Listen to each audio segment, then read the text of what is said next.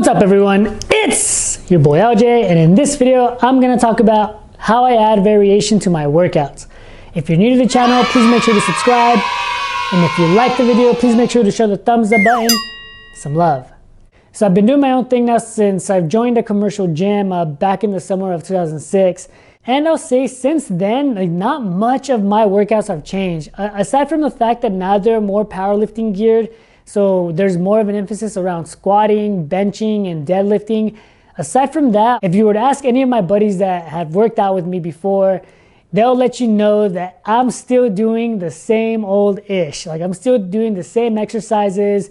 Nothing has changed. The only thing that actually changes with my workouts, aside from the core exercise, is the amount of sets, the amount of reps, the tempo, or the resistance, or AKA the weight that I'm working with.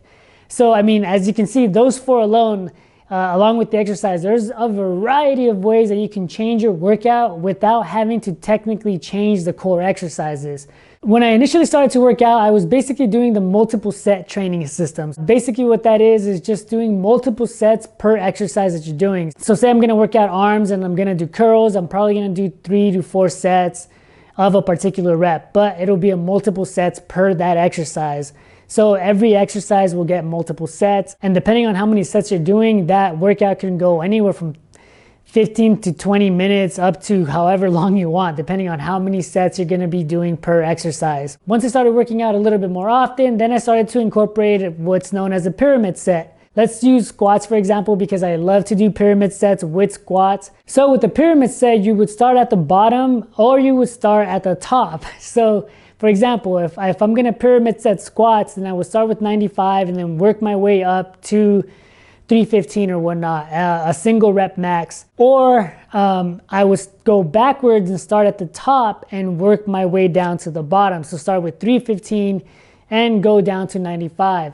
Normally, because I like to do such high volume, especially for me, and especially because I've been doing it for so long, I'll actually take on the full pyramid. It won't be either or for me, it'll be basically both. Go up to 315 and work my way back down to 95. You don't necessarily have to hit your 1 rep max, you can stop at like 3 reps or 4 reps, whatever. It really depends on what you're trying to do. And that's how I incorporate pyramid sets in my routine. And it doesn't necessarily have to be just squats, but that's the basic idea around a pyramid set. So then you also have a superset. So with the superset, you can actually do it a few different ways. So some people will combine, like say chest and back, where they'll do like a bench press and then they'll do some type of row, or maybe a pull-up or whatever, and then they'll interchange those and they'll call that a superset. They'll go from one to the other, from back to chest, back to chest, and so on. Or the other way to do it is to basically just kill your chest or kill your back. So the way you would do this with like say chest is you'd go in, you do a bench press, and then immediately right after you jump right into a push-up. You're trying to really fatigue your chest and just build up that endurance and build up that volume, basically for muscle building and whatnot. Again, that's just another way to add some variation to your workouts and still keep the same core exercises that you've always done. Now from superset, you can also do drop sets. So drop sets, again, and you're gonna be fatiguing the F out of your muscles. So I typically include drop sets with my arm workouts, aka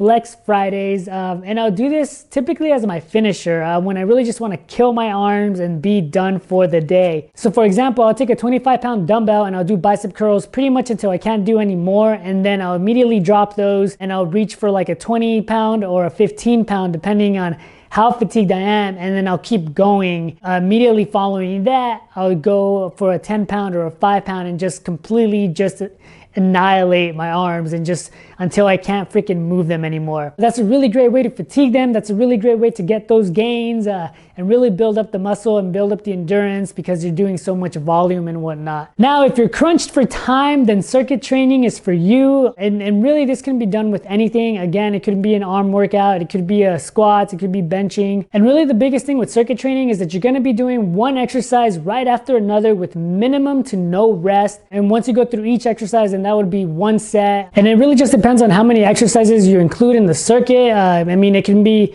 anywhere from 2 to 3 to 4 to 5 to 6. It really just depends on the amount of time and what you're trying to accomplish. Now, similar to circuit training, there's also the peripheral heart action system. And I know this one is a mouthful, and that one's kind of probably not known as well. This is basically the same thing as the circuit system, but you're going to be alternating between upper and lower body exercises as you're going through your set. So that's the biggest difference. So for example, with the peripheral heart action system, you'd be doing something like a bench press to a squat, to a row, to a deadlift, to a dumbbell shoulder press. So you're alternating again between upper and lower body. And so that, again, that is another way you can add variation to your workout without technically changing the core exercises that you're doing. If you're getting bored, you are just not trying hard enough, or you just don't want it bad enough. Definitely a lot you can do and still keep the same core exercises. Let me know in the comments which one of these do you incorporate. Do you incorporate any of these? Are you all about that pump, so supersets it is? Or do you like to just kill your muscle and just bring it all the way down to failure? So are you a drop set fan? Let me know in the comments. Thanks again for watching, and if you have a minute, go check out my Instagram. It's myboylj, just like the YouTube channel. I post daily and it's all workout related. Go check it out. Again, it's myboylj. Thanks again for watching. This is your boy LJ, and I'll catch you next time.